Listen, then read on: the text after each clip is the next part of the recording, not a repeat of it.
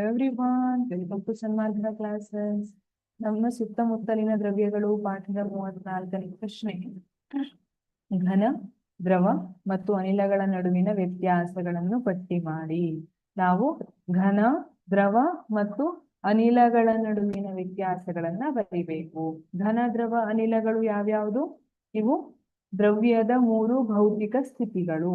ಹಾಗಿದ್ರೆ ಘನದಲ್ಲಿ ಏನಿರುತ್ತದೆ? ಘನ ವಸ್ತುಗಳು ನಿರ್ದಿಷ್ಟ ಆಕಾರ, ಸುತ್ತಳತೆ ಮತ್ತು ಸ್ಥಿರ ಗಾತ್ರವನ್ನ ಹೊಂದಿವೆ.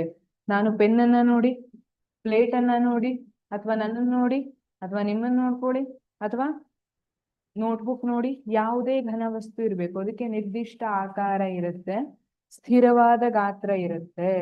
ಆದ್ರೆ ದ್ರವ ವಸ್ತುಗಳಿಗೆ ನಿರ್ದಿಷ್ಟ ಆಕಾರ ಇಲ್ಲ. ನೀವು ಪಾತ್ರೆಯಲ್ಲಿ ಹಾಕಿದ್ರೆ ಪಾತ್ರೆ ಆಕಾರ ಬರುತ್ತೆ, ಬಾಟ್ಲಲ್ಲಿ ಹಾಕಿದ್ರೆ ಬಾಟಲ್ ಆಕಾರ ಬರುತ್ತೆ, ಲೋಟದಲ್ಲಿ ಹಾಕಿದ್ರೆ ಲೋಟದ ಆಕಾರ ಬರುತ್ತೆ.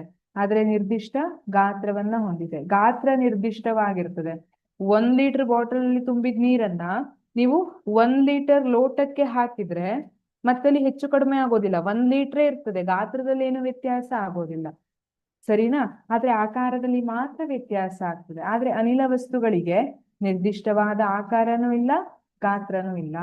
ನೀವು ಒಂದಿಷ್ಟು ಅನಿಲವನ್ನ, ನೀವು ಬಾಟಲ್ ನಲ್ಲಿರೋ ಅನಿಲವನ್ನ ತಗೊಂಡೋಗಿ ಟ್ಯಾಂಕಿಗೆ ಹಾಕಿದ್ರೆ, ಬಾಟಲ್ ನಲ್ಲಿ 1 ಲೀಟರ್ ಅಷ್ಟು ತುಂಬಿದ್ರೆ ಅನಿಲವನ್ನ, ಅಂದ್ರೆ ಟ್ಯಾಂಕಿಗೆ ತಗೊಂಡೋಗಿ ಹಾಕಿದ್ರೆ ಆ 1 ಲೀಟರ್ ಇರೋದು ಟ್ಯಾಂಕ್ ತುಂಬಾ ಹರಡ್ಕೋಬಿಡ್ತದೆ. 5 ಲೀಟರ್ ಟ್ಯಾಂಕ್ ಇದ್ರೆ ಅಥವಾ 100 ಲೀಟರ್ ಟ್ಯಾಂಕ್ ಇದ್ರೆ 100 ಲೀಟರು ಆ ಅನಿಲ ಆಗ್ಬಿಡ್ತದೆ. ಅದಕ್ಕೆ ನಿರ್ದಿಷ್ಟವಾದ ಗಾತ್ರ ಇಲ್ಲ. ಎಲ್ಲ ಕಡೆ ಈ ಜಾಗ ಪೂರ್ತಿ ನಂದೆ ಅಂತ ಓಡಾಡ್ಲಿಕ್ಕೆ ಸ್ಟಾರ್ಟ್ ಮಾಡ್ಬಿಡ್ತದೆ.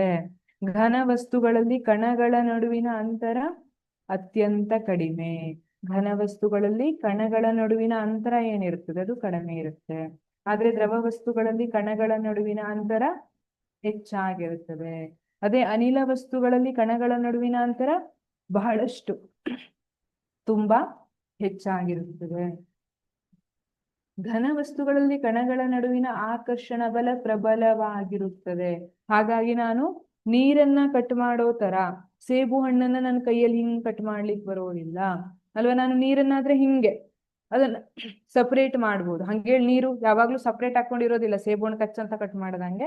ಬಟ್ ನೀರನ್ನ ನಾನು ಕೈಯಿಂದ ಈ ತರ ಕಟ್ ಮಾಡೋ ತರ ಮಾಡ್ಬೋದು. ಆದ್ರೆ ಸೇಬು ಹಣ್ಣನ್ನ ಹಂಗ್ ಮಾಡ್ಲಿಕ್ಕೆ ಬರೋದಿಲ್ಲ, ಟೇಬಲ್ ಅನ್ನ ಹಂಗ್ ಮಾಡ್ಲಿಕ್ಕೆ ಬರೋದಿಲ್ಲ ಅಲ್ವಾ. ಬಹಳಷ್ಟು ಬಲ ಬೇಕಾಗ್ತದೆ. ಕರಾಟೆ ಗೊತ್ತಿದ್ದವ್ರು ಬಂದ್ರೆ ಠಕ್ ಅಂತ ಕೈಯಲ್ಲಿ ಮುರಿದಾಕ್ತಾರೆ. ದ್ರವ ವಸ್ತುಗಳಲ್ಲಿ ಕಣಗಳ ನಡುವಿನ ಆಕರ್ಷಣ ಬಲ ಕಡಿಮೆಯಾಗಿರುತ್ತದೆ. ಹಾಗಾಗಿ ನಾನು ನೀರನ್ನ ಕಟ್ ಮಾಡಿದಂಗ್ ಮಾಡಿದ್ರು ಅಲ್ಲಿ ಆಕರ್ಷಣ ಬಲ ಇರೋದಕ್ಕೆ ಏನಾಗ್ತದೆ, ಮತ್ತು ನೀರಿನ ಅಣುಗಳು ಬಂದು ಜೋಡಣೆಗೊಳ್ತವೆ.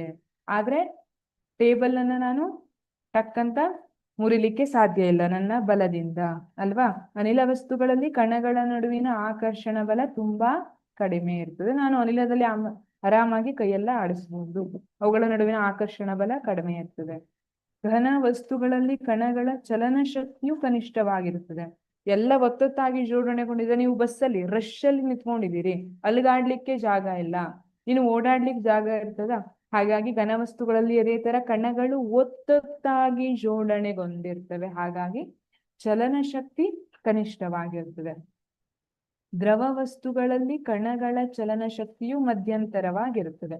ಅನಿಲಗಳಲ್ಲಿ ಕಣಗಳ ಚಲನ ಶಕ್ತಿಯು ಅಧಿಕವಾಗಿರುತ್ತದೆ. Thank you.